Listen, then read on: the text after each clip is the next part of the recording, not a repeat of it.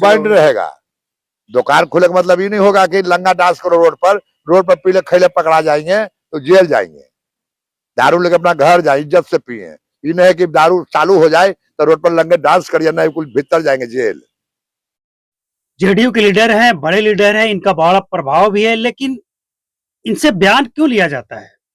क्योंकि पिछले कई साल से शराबबंदी को लेकर ये बयान दे रहे हैं तो दे रहे हैं, और इसीलिए पत्रकार इनसे सवाल पूछते हैं, मतलब कोई भी सवाल पूछते हैं, इसके बाद एक सवाल इनसे शराबबंदी को लेकर भी पूछा जाता है और हमेशा इनका जवाब यही होता है। अब इनकी बात सरकार तक पहुंचेगी, सरकार मानेगी या नहीं मानेगी, ये एक अलग मैटर है, लेकिन इनकी बातों से एक बात स्पष्ट है कि बिहार का शराबबंदी बिहार के लिए एक समस्या है।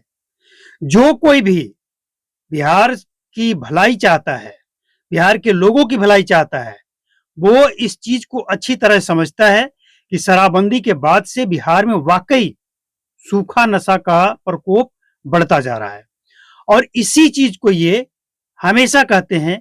तो चलिए, कभी न कभी तो सरकार तक इनकी बात पहुंचेगी। हालांकि एक बात ये भी है कि जो बात ये मीडिया में दे रहे हैं बयान, डायरेक्ट इनका रुतबा है, पहुंच है, इनके पास पहुंच है और इनके बातों का प्रभाव है कि अगर ये डायरेक्ट बात करें ना सरकार से, चाहे नीतीश कुमार से करते, अभी सम्राट चौधरी से करें, तो इनकी बातों का असर भी होगा। ऐसा नहीं है कि अगर ये डायरेक्ट बात करेंगे खुलकर, जो एकदम वाकई मीडिया में कहते हैं जिस तरह से, उस तरह से खुलकर अगर वाकई फेस टू फेस बैठकर बात करेंगे, तो ऐसा नहीं कि इनकी बातों को इग्नोर कर दिया जाएगा, कुछ तो असर पड़ेगा। लेकिन अब ये भी समझना है कि मीडिया में तो बयान देते हैं और सत्ता में भी हैं, लेकिन खुलकर आमने सामने बात क्यों नहीं करते? हालांकि इनका कहना यह है, इससे पहले जो इनका बयान आया था उसमें इनका कहना यह था कि सम्राट चौधरी से जब मिले तो उनको बधाई दिए मुख्यमंत्री बनने का और बहुत सारी बातें हुई। अस्पताल का एक मांग की है, अपने जो इनका निर्वाचन क्षेत्र है जहां से ये विधायक हैं, उस क्षेत्र के लिए एक अस्पताल का डिमांड की है। सम्राट चौधरी पूरी तरह से आश्वासन देकर बोले हैं कि ठीक है, ये काम होगा। और उन्होंने यह भी कहा कि शराबबंदी से संबंधित भी चर्चा हुई है।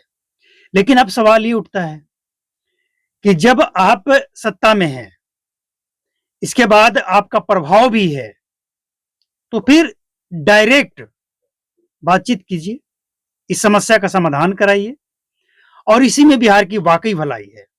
क्योंकि बिहार में जब से शराबबंदी हुई, यानी 1 अप्रैल 2016 से, तब से कुछ सालों तक तो सिर्फ शराब का ही हेरफेर होता रहा, लेकिन इसके बाद जैसे जैसे शराब पे नकेल कसता गया, मतलब नकेल का मतलब क्या हुआ कि कमीशन के बाद ही बेचा जाएगा शराब, बिना कमीशन के नहीं। ये नकेल कसा गया, ना कि ये कि शराब बेचना नहीं है, शराब पीना नहीं है। इस चीज पे मतलब शराब ना बेचना है, ना पीना है, ना बनाना है, ना स्टोर करना है, इस बात पे किसी पुलिस वाले, किसी पदाधिकारी का ध्यान नहीं रहा।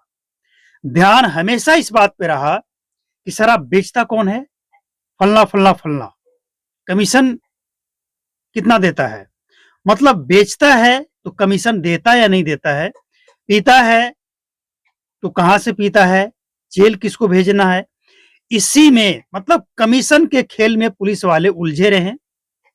और इसीलिए 10 साल बाद भी अगर शराबबंदी फेल है तो उसके पीछे का कारण यही है।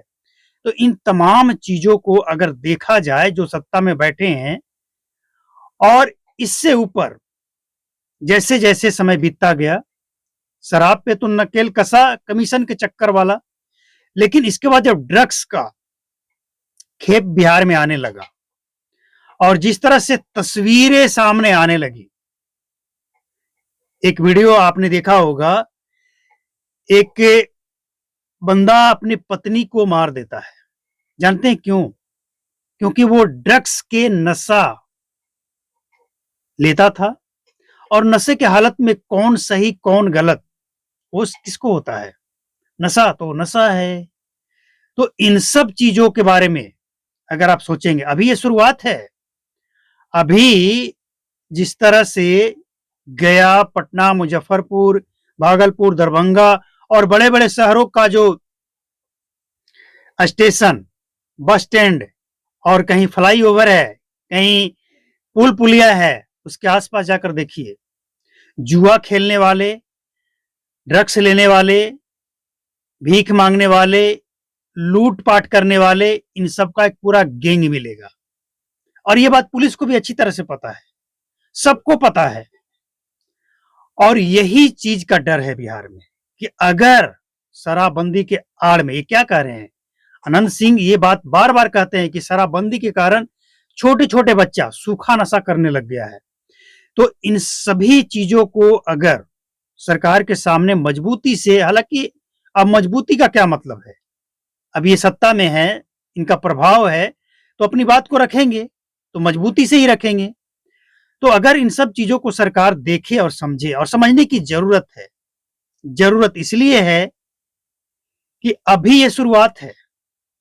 आप 10 साल में शराबबंदी पे लगाम नहीं लगा पाए। बेगूसराय, पटना और ये हाजीपुर, जहानाबाद, इसके बाद मुजफ्फरपुर, तमाम जगहों पे 50 लाख, 1 करोड़, 2 करोड़ तक बेगूसराय में शराब अगर आज भी पकड़ा जाता है, 10-10 करोड़ का ड्रग्स पकड़ा जाता है, नेपाल के रास्ते आता है, तो ये मजाक का विषय नहीं है।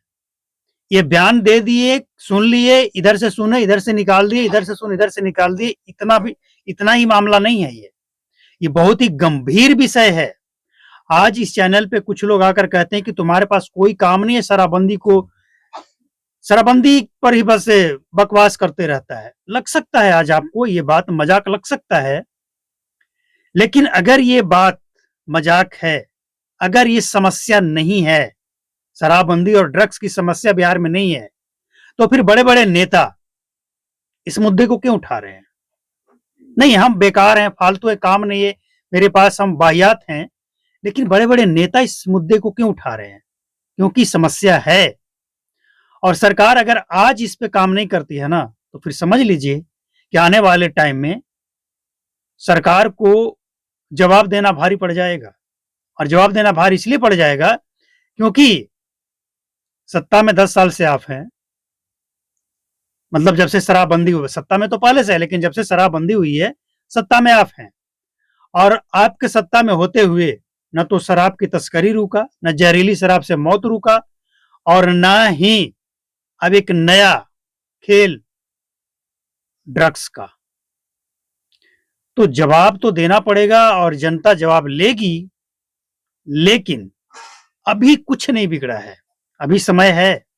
अभी से भी अगर बिहार सरकार सतर्क हो जाए, अब सतर्क होने का मतलब हम ये नहीं कह रहे हैं, अनंत सिंह के जैसा हम ये नहीं कह रहे हैं कि शराब चालू कर दीजिए, कानून बना दीजिए और पीने का छूट दे दीजिए, नहीं।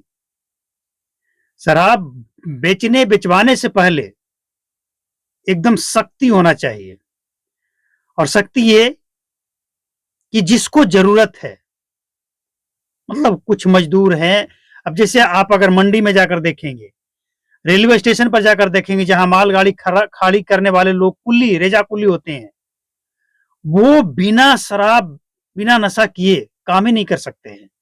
वो खुद कहते हैं कि भैया हमसे अगले दिन काम ही नहीं होगा, शरीर में इतना दर्द हो जाएगा। तो सरकार को इसका विकल्प देना चाहिए कि जो इस तरह के मेहनत करने वाले लोग हैं, जो नहीं मान रहे हैं शराब पीने से, वो ड्रग्स की तरफ जाएंगे, सूखा नशा की तरफ जाएंगे, तो इसका विकल्प होना चाहिए, ऑप्शन होना चाहिए। उनको आप ऐसा मोटिवेट कीजिए या फिर कोई ऐसा सोल्यूशन लाइए कि वो पीना छोड़ दे।